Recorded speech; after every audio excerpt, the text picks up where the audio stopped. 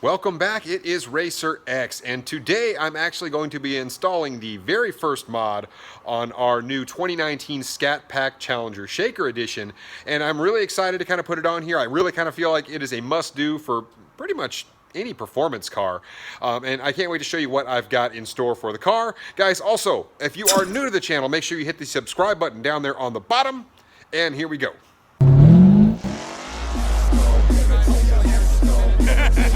We got the 1,000 horsepower helmet.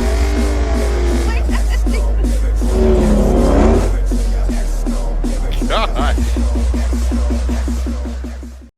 So guys, for the very first mod on the Scatpack Challenger, it's actually going to be something I already have installed on my Hellcat, and it's actually something that I've installed on pretty much all of my performance cars. I really kind of feel like it is a must-do if you are a performance car enthusiast. It is invasive, it won't void your warranty, but guys, it is important, and I want to tell you a little bit about why it's important.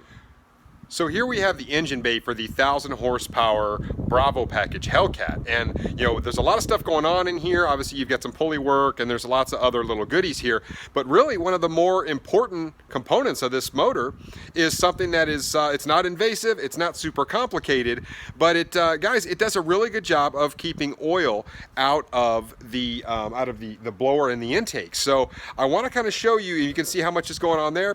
Here is our catch can. It's actually kind of relatively small, tucked out of the way, but it does an important job. And you can see this car right here doesn't obviously have it. You know, there's the engine bay for the 6.4 liter naturally aspirated Hemi motor. And with the shaker, it's obviously, you're gonna have to kind of figure out how to install this thing, but I've got this beautiful little deal here. Bam, Speed Logics. And really good looking little part there, and I'm going to put this on our brand new Challenger Scatpack, and we're going to see how that goes. So before I put this on, I think it's important to talk about why do it, right? I mean, why would you go spend $200 or $250 or whatever it may be? There are lots of companies that make these, but why would you spend the money on this mod, and why is it important? So what a catch can does is it actually keeps the oil out of the intake of the motor, and that's important for really two big reasons. One, when oil gets in the mix, gets in the air mixture, it tends to rob your car of horsepower, and the other big thing is it causes carbon deposits inside your motor itself. And so you want nice clean air filtering into the intake of the vehicle. And a catch can is simply something you put in there. It's a couple of hoses, you route it through. It's actually quite simple. Every once in a while you change it, you get the oil out of it, you simply wipe it down and put it right back in, and it helps keep that engine air really nice and clean. It's a pretty nice clean little setup, guys. Very simple, but if you own a performance car, whether it's a naturally aspirated car or a blown car like the Hellcat here, it really does make a difference. Here you can see this product here, some JLT. This is the catch can we have in the Hellcat, and you know, obviously the other one that's going in the other car is new. Basically all you're going to do is unscrew the actual unit itself here on the bottom. So I'll show you kind of what that looks like, and bang, there you go. And you can actually see some oil residue if you look really carefully kind of around the rim of this thing. And then when you peer inside, check that out.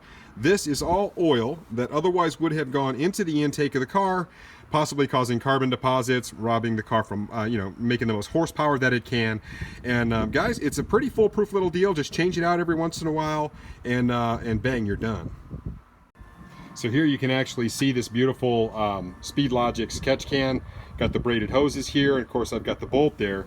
And because this is actually a shaker edition, I think there's a couple extra steps I'm actually going to have to go through. So one of the first things I've got to do is actually get down in here, and I've actually got to pull this out right here. So there, I've just got to get a screwdriver in there and get this thing pulled out, because actually where this catch can bolts up to. So it's going to bolt in there. I'm going to have to get this piece off of here so that I can get to the lines to actually get these things connected here. But hopefully it turns out to be pretty simple. So guys, I'm literally using a 1/2-inch socket to just install this in here. Pretty straightforward. I'm just going to tighten this thing down, and we'll get the hoses attached here momentarily. Okay, so sure enough, I could not get to the lines because of the shaker. So I've removed a hat to the shaker. I've got 4 bolts right here, right there. I had to take those out to get the hood off, which is now on top of my garbage can. Next, I got to remove that plate, and hopefully I can get to the lines. So a few extra steps here.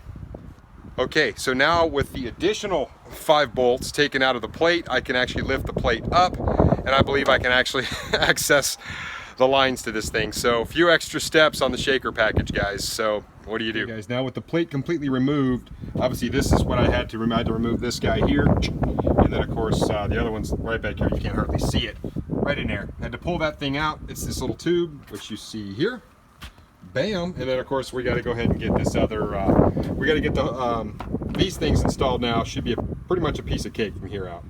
Guys, check it out. This actually is not going to work, believe it or not. So I'm super disappointed, but this hose right here is actually not long enough, and you can see how this thing has to sit in here. It has to sit in here at an angle. It's supposed to sit straight up, and this is supposed to actually plug into there, and the hose is actually not long enough, so it's got to sit sideways like that because of the shaker. There's no way to get it up there and get it vertical, and then this hose is too short. So I'm actually going to have to put the whole car back together and find a hose that's probably I don't know, about 2 inches longer than this one, so that I can actually install the unit. Okay guys, huge bummer. I've got to put the car all the way back together, which means I got to put the plate back on, I got to put the hood scoop thing back on, bolt everything back up, and of course this line here, got to take it completely back off, put the stock line back on.